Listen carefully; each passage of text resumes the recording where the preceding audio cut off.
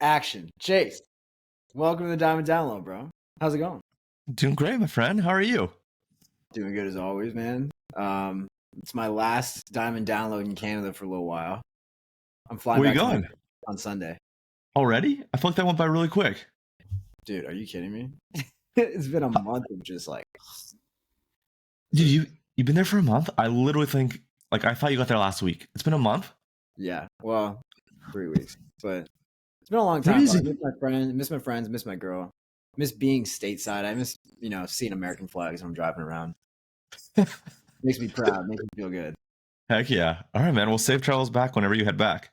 Yeah, man. How are you doing today? Doing great. Doing great. Excited. It's raining. Kind of been an indoor day, but I'm excited. I'm in a good mood. How about yourself?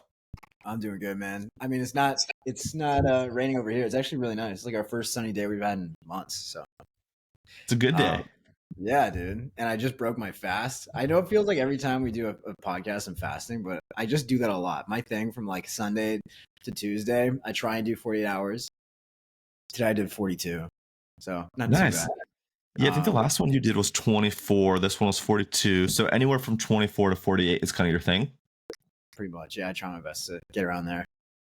Dude, nice. Maybe we can have a little topic on that for one of the future podcasts. But for now, we got 3 today, and we're locked and loaded. You ready to go? Let's do it, dude. Fire away. Okay, so the first one we got is Mason Webby tips. So I don't know if anybody here is like a personal brand or like cares at all. But I did pretty well with webinars for a while. I ran him weekly from like March to November of last year, every single week without fail. And we would normally do, I mean, if we're just being public here, we do between like 30 and like 100 per Webby. So not too bad. And it's great if you have something that's between like 400 and $1,000 you want to sell. And so I got some tips for anybody who wants to do it. So first of all, why do Webbies? They're fun, they build a ton of trust, and they make money. Okay, so basically like it's like a VSL, except it's more interactive and it feels less like you're being sold to, even though you're actually being sold to harder. And so if you're struggling selling something that's like in the $500 to $1,000 range, like you should do a webinar. If you have the traffic for it, do a webinar and you will be fine. I know people that will sell stuff that's like up to $4,000. I don't know how well that works for most people or most offers, but it is possible. So just know it's a good way to sort of get people all in one place and entertain and get them to buy something. Yep. And then, okay, so for a Webby, there's 3 sales that need to be made. So you're selling the product, you're selling yourself as the person who can make it happen, and you're selling themselves so they can actually get what they want with the thing you're selling. So like in your case, Chase, like if you're going to do a Webby for LinkedIn, like you're selling like the actual product, you're selling Chase Dimond as the best person to actually sell this product. And then you're selling the customer on like, yes, you can be LinkedIn famous. It's like you have to break that belief basically. So I not stole, but I borrowed a lot of my Webby structure from like industry vets. The main guy who was doing them at the time was Will Rivera, and he stole it from someone else, and that guy probably stole it from someone else. And all roads kind of lead back to this guy named Jason Fladlian, who, if you go on YouTube, he's done like $100 million through webinars or something like that. Like he's just like the Webby go.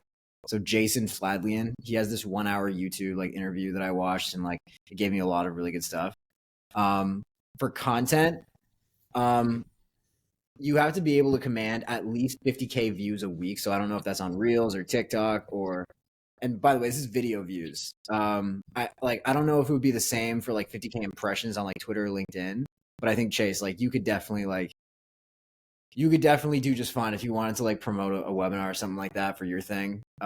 Basically the metrics you want to get, like for you to make any money, you have to get like minimum 1,000 signups. And then for you to get 1,000 people to act, you're not going to get 1,000 people to show up. Like you're not going to get 100% show up rate. You'll probably get like 50 to 60%. And that's done with like daily emails and like almost hourly SMSs, bro. It's a lot. One of the tips is like, you have to be like crazy consistent with it. Like you have to basically hit them, especially on the day of like 12 hours before, 3 hours before, an hour before, 10 minutes before, and then 10 minutes after. Yeah. Okay. Let me see if I have anything else. Okay, paid ads. Don't do paid ads until you've validated with organic. A lot of people want to just like start throwing a budget on ads when they have no idea if their offer even works or anything. Like they don't even know if the webinar converts. Um, I don't have like if for me to explain like slide by slide like what I do in the Webby, it would probably take like 45 minutes. So like I'm not gonna do that. Chase, like, would you be interested in me like breaking down the structure of a Webby? Dude, let's do it. Yeah, on a future one, let's for sure do it. Let's do it. One maybe dedicated to it. That'd be sick. Yeah, like for you, I think like a couple things from kind of an insider slash outsider perspective. I think one is like you set a consistent schedule. So every Thursday at 4 p.m. PST, 7 p.m. EST, you were doing a webinar, right? So for you, there was like this consistency, and for your audience, they knew if they missed one for whatever reason, they could probably get you on the next one on that day and time. Number two, I think you would average probably about what 2,500 to 10,000 signups with anywhere from 1,000 to 5,000 people live, give or take. Is that kind of accurate? We the top end is pretty high. I think the most we ever got live was like 3,500 or something like that. Okay, so you had like 2,500 to 7,500 or whatever people register, and then you had about 1,000 to 3,000 people ish every Thursday. That's pretty fair. Yeah. Yeah. Okay. And what was retention like? What can you expect from? And how long? It was about an hour and a half, Yeah, it was like an hour 50, an hour 20. hour 15, hour 20, and from start to end, like how many people would retain? So like say 100% of people sign up, of the people that sign up and register and kind of attend, how many people make it to the last part of it? Like, are you keeping 50%, 80%? Okay, so 20% will drop off when the pitch starts. Okay. And then by the end of it, when you're like almost done pitching, um, I would say you're probably left with like 30 or 40% of people. So like Yeah. that's why you want to kind of aim high, because like when you pitch, you're probably going to get around a 5 to 8% conversion rate with the people that are still on. Some people get even higher, like Miles, like Flips for Miles, this Amazon guy. I don't know if you know him. Yeah. He'll get like 10%, sometimes more than that, because he's just so good. Crazy. He just loves him. But yeah, so of the people that are still on, 8% conversion rate is kind of where you want to aim for. 8%. Okay, cool. Well, I think it makes sense for you to do a full episode then on something like that. That would for sure crush. Man, I'd be down. I'm doing one at the end of the month. Did I tell you that? Yeah. You're doing one. Do you have any expectations for that? You think you'll be able to get like 10 to 15,000 people to register for this one, and then maybe like 5,000 people to attend, 3,000 people to attend? Nah, I don't know about that one. I think we can probably get, because we're going to promote hard and we're going to put a lot of spend behind it. We know it's validated. 5,000 to 6,000 registrants, and hopefully 25 to 3K. Maybe. We'll see. It's been a while. I'm excited to watch this back and you crush those numbers, because you were doing that on a weekly basis, burning your audience every week. I feel like you've let them breathe. You're bigger now on all platforms. You're more diverse. I think you're going to do bigger than you think. I think you're going to crush it. Fair enough. I mean, yeah, I think those weeks where we had like, I think our biggest week was we had like 9,000 registrants or something like that, which is insane. But that was all because we had one TikTok or two TikToks actually that blew up like back to back. And so that would have to be like, I don't know. Sometimes it's not guaranteed. Yeah. Anything could happen though. We'll see. Heck yeah. Well, if you promote longer this time and you promote more channels, I think it's possible, because you would basically, you would do it every Thursday. So it's almost like as soon as a Friday starts, you would start promoting, right? Or as soon as the Monday starts, you would start promoting. So I imagine if you promote like maybe 2 weeks in advance, you don't want to go too early, right? You don't want to start now because people are going to forget about it. But if you maybe go like a week and a half or 2 weeks out and you start promoting, you probably could do pretty well, right? Yeah, that's what I'm thinking. Turn on ads like the Wednesday or Thursday before, and just like try and run it over the weekend and just see what happens. You got to go. Here's another couple tips. You got to go live a lot. You got to be present. It really does help for people to think that you're famous. So like this is why I think it would work well for you. People think you're famous, so they want to show up. Like when I was like really blowing up, like people would come more often because they thought I was a famous guy. But like when I'm just getting normal views, they're like, oh, this is a guy trying to help. So like my conversion rate would be less, my show up rate would be less. But when you have that halo effect, that helps a lot. And you could do that by like just posting way more and doing lives. Makes sense. Yeah. Sick. Yeah. I love it. Yeah, good stuff, man. We'll talk more about this later. But okay.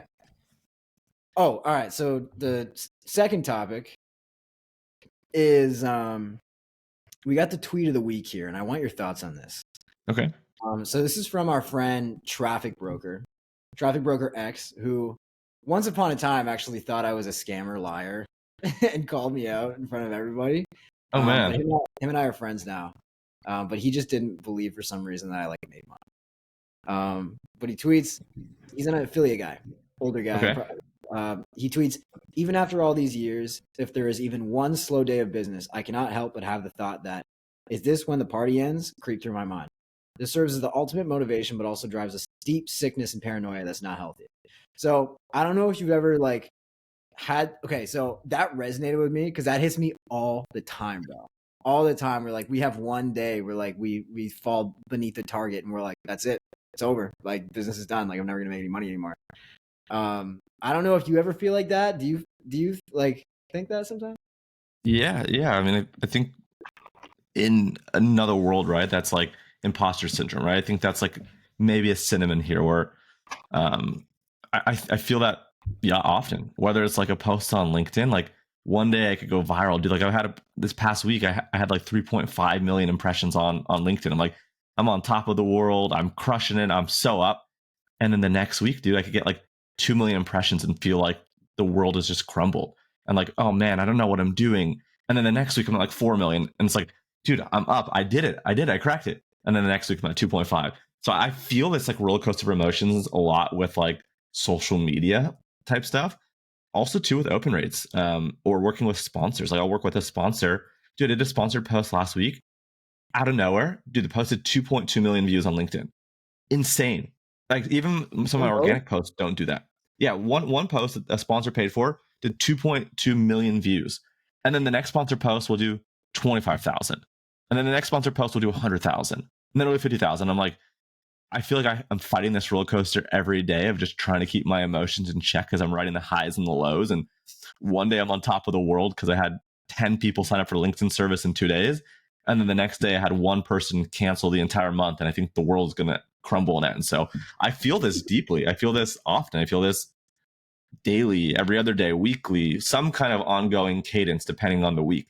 There are weeks where if I go the whole week not feeling that, I'm like, whoa, is this a dream? Did this really happen? And there are other weeks I'm like, this sucks. So I hadn't seen that post. I don't know who that person is, but that definitely resonates with me. And it's scary. It's definitely scary. What about you? How do you feel? No, I mean, dude, I think hearing that from you, it just shows me that every business owner is on the same wavelength. Like we're all a little bit terrified that like everything's gonna just go to shit. Like we lost this, like we don't know what we're doing anymore. Like something changed, algorithm changed, like you know what I mean? Like that I feel like is common with with all of us. And this guy's, like I said, he's older. He's like an older affiliate marketing dude. He does really well, but he just he's super honest about this stuff, and no one else really talks about that. No one else really talks about like how any business owner can feel that. Like, dude, I have no idea what it's like to be like a CEO of like a publicly traded company, and your stock falls 5% in a day, and you're like, yo, what? Like you're like, I'm gonna lose my job.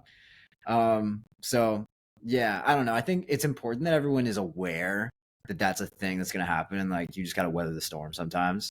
And if you can come out the other side, like you're always gonna win. Yeah, I mean, there's so many examples of that, dude. I mean, I was just thinking about a couple things. I think one being like even in sports, right? You have like Bill Belichick, that was the Patriots coach, right? Famous, probably one of the most winning coaches of all time. This past season, I don't know if he got fired or mutually parted ways, but he left the New England Patriots. They had a couple rough seasons, and I don't think he got picked up for a head coaching job. Like, I don't think any of the teams that fired their head coaches ended up bringing him in as the coach. So think about this guy, right? That had like the world's greatest career, was on top of the world. He and Tom Brady were like the go-to guys, the goats. And now this guy's out of a job, right? All these head coaches keep getting fired. Right now for the 76ers for basketball, I think they're on their third head coach in the last year. So now they're paying 3 head coaches. 2 of them no longer work there. One just signed a fat contract. So I think like anyone and everyone, irrespective of who they are and what they do, feels this. For example, with my agency last month in December, I guess this is February, 2 months ago in December, it was a slow month. Holidays kind of ended Q4. People were busy. I think there was a lot of planning for Q1. I only had like 10 or 15 leads for the agency, and a lot of people were like pushing conversations off to January. I'm like, damn, what did I do? Is this the end of the year? Like, am I going to come back next year? What's happening? And then in January, dude, I did 27 qualified leads. So a qualified lead is a brand that does north of $1 million a year and is an e-commerce business that meets certain requirements. I had 27 leads. So almost every single day, I averaged one really high quality lead. We had a record month in terms of business closed for the agency in January. Within the first couple of days of February, we had closed, I think it was like 3 days in, the first 3 days, we'd closed like 25 or 30 grand of MRR with another like 6 figures expected to close in the next few weeks. So I literally went from like, damn, December, this sucks. Like the world is ending to like, dude, we're back. We did it. And then who knows what February is going to bring, right? Dude, it's so crazy how that works too. Like and then you always forget, like when you're up, you always forget what it feels like to be here. You're just like, I'm glad I'm not that guy anymore. And then like it just comes down to get like, dude, it always goes like that. And like for us, like, because we don't have MRR for our business, like it's daily revenue, right? Where it's like, what do we close today? What do we close tomorrow? And like we'll have days where we close less than 10K and we're like, that's it, like we're out of business, or like days where we close 40K and we're like, okay, like I think we're good. You know what I mean? Like if we just run this up, like we can do $1 million a month. So it's gonna go like that regardless, bro. I think sometimes we just need perspective of like over time it does go like that, or at least it's pretty steady.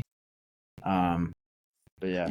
Yeah, your business is interesting where like every day you're having to hunt and every day you're having to show up and perform. Whereas with other businesses that have like the holy grail of MRR, not that you can't show up certain days, you need to show up every day, but there's a lot less pressure and there's a lot, which I think maybe leads us to the third topic. I can't remember what it was, but it was something around like staying complacent or hustling. What was the last one? Because I think this is kind of related.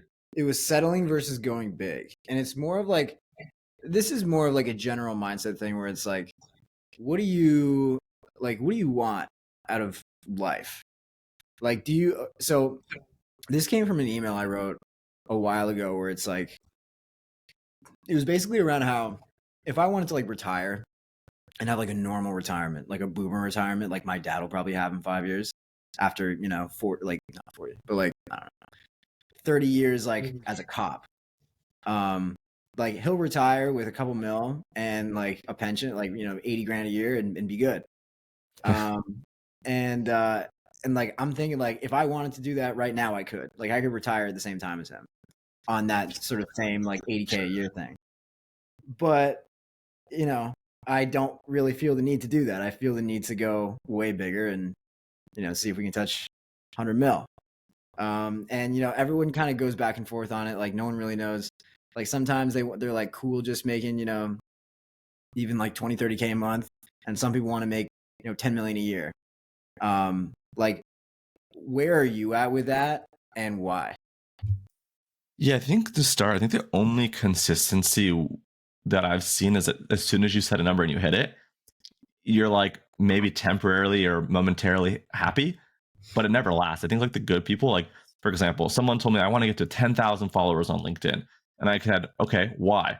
So as soon as you get to 10,000, you're going to be like, damn, I'm not at 25,000. And as soon as you get to 25,000, you're like, dang, I need to get to 100,000.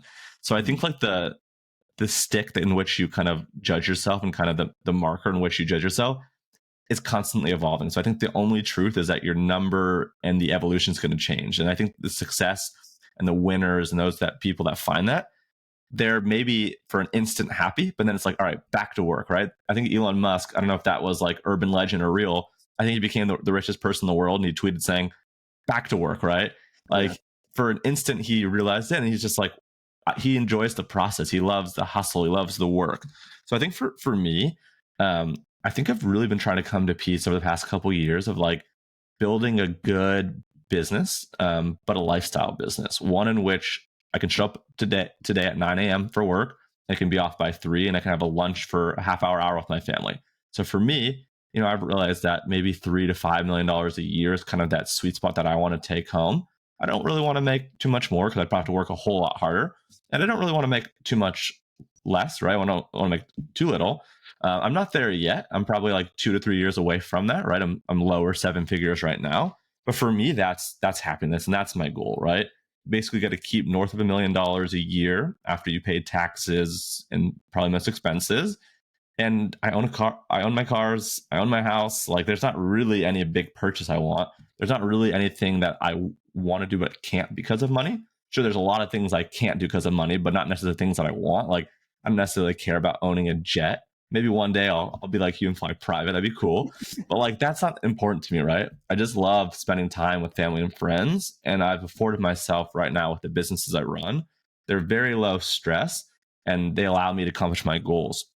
And it's kind of interesting. Like, my grandfather's been in town since around middle of December, and I've just been finding out a lot about him that I never knew, just by spending a lot of time with him. Like, we'd always would see each other every couple months, type of a thing, or we talk on the phone. But he's not a huge phone talker. Like, he just you get him in person, he doesn't shut up. But on the phone, he just, I don't know, he doesn't text. He's got a flip phone. And I found out that he retired at 50, and he sold his company for $26 million, and this was 35, 36 years ago. And he was saying that he wished he didn't retire so young. Like, he thought it was going to be like this great life and travel and do all these things, but all his friends and everyone else around him was working. And he felt like he would have had more money and been more fulfilled just building and grinding and whatnot. So it's just interesting. Or like, if you told me right now at 50, I could sell my company for 26 million and be done, I think most people would probably take you up on that offer. Whereas he was like, I should have stayed on for 3 or 5 more years, sold the business for 40 or 50, bought something, started something, maybe did some consulting versus just like, hey, wipe my hands clean, I'm done. But for him, he wanted to avoid stress. And he just worked so hard that he wanted that. But so I think like hearing him sing things, I'll probably work for a long time. And I'm cool taking home low 7 figures to mid 7 figures in profit every year while doing the things I love. Because I wouldn't trade the life I have right now for any amount of money. I really wouldn't. Yeah, man. And I Where think are you at? like, I mean, dude, if someone puts a $26 million bag in your face, like, it might be tough to turn that down. You know what I mean? Like, Yeah, I of think, course. but I do think that, like, I mean, dude, I don't know. Like, my friends and I talk about this a lot, actually. Like, I have one friend who is adamant, like, absolutely swears that if he got $50 million, I think he says 30 actually, if he got $30 million today, he would not work another day in his life. And he's a young guy, but like, he's super smart and he's kind of been doing business. Like, he started pretty young. He started like 16 probably, or 17. He's 22 or 23 now. And so like, I kind of believe him when he says that, because he also has like older mentors that are worth that much and are always chasing something. Like, he's got an older mentor who's worth like in the hundreds, like 9 figures. Super smart dude, like, had a ton of success in e-commerce or something. I don't know. And like, is worth over 100 million, but just like can't ever be happy. Yeah. And I think like, I don't know. I don't think you really know until you get there. But like, dude, we always have the option, you know what I mean? Like, if you have the skills of entrepreneurship and like you have the skill of marketing and sales and you have a network and you like, you know what I mean? When you have all that stuff, you're never really done. Yes. Like, you can, like, right now, if I sold something for, $10 million, I'd be stoked. And I'd probably take a year off. But like, dude, there's always going to be that thing that like pulls you back where you're like, you know what? One more time. Let's just see if we can do it again. And then you partner up with some people, you build something great, and you get another exit for like $25 million. And you can just keep rolling that. Like, I feel like you're never really done. I feel like you have to actually make like an active decision, because like, just the way we are, like, we're curious, you know what I mean? We're going to like see something that's happening. We're going to see a trend or something and be like, oh, that's interesting. How does that work? Oh, I can monetize it like this. Oh, this is clearly a gap in the market that we could fulfill right now. And it wouldn't cost very much. And I could build a team right now and we could do this. We could sell 20 of these a month. We'd make, $1 million a year. Like, that's always an option for us. Like, we're always going to see that stuff. It's like a curse. You know what I mean? And It's a blessing and a curse for sure. blessing and a curse. But like, I feel like I don't know. You really have to make like an active decision. I think with us, with the internet now, like it's just there's ideas everywhere. Where like it's tough for us to it's tough for us to fully give it up, and I don't think we'll have to do that. Yeah, for sure. I think the interesting thing for me, I think the only thing I probably would do differently is just spend more money on personal brand. I think if I was making more, got a huge offer, I would probably just, if I sold in my companies, I would probably just go full-time personal brand. Instead of investing, thousands of dollars a month, let's say, I'd probably invest tens of thousands or hundreds of thousands of dollars a month just blown at the personal brand, because the personal brand, that's the vehicle that feeds all the opportunities, right? That's really kind of the world that we're playing in. It's like, how do you build the know, like, and trust to be able to do X, Y, and Z? Whether that's invest in companies, buy companies, sell products, sell services, sell courses, host events, right? So I think that to me is probably the only thing that would change, is that I would just do more of what I'm already doing, but focus solely on the personal brand and just put way bigger pockets behind it. Maybe start a podcast, try to travel around, meet really cool people, interview them, maybe have a cool podcast studio, podcast network. So I think those are the things that are really interesting. But this was great. Yeah, this is a solid one, man. It's very it's really it's pretty philosophical. All right. Thanks for hanging out, Chase. What are you doing today, bro? Just working? Get some work and then just gonna go hang out with the fam. How about yourself? Dude, you got to message back my account. I made a group chat with us. Oh yeah. My phone's on the charger. I will after. It's a callback from last episode. If you're paying attention, you'll know exactly what we're talking about. Yeah. Thanks for watching. We'll see you next week. All right, cheers, man. Bye. Bye.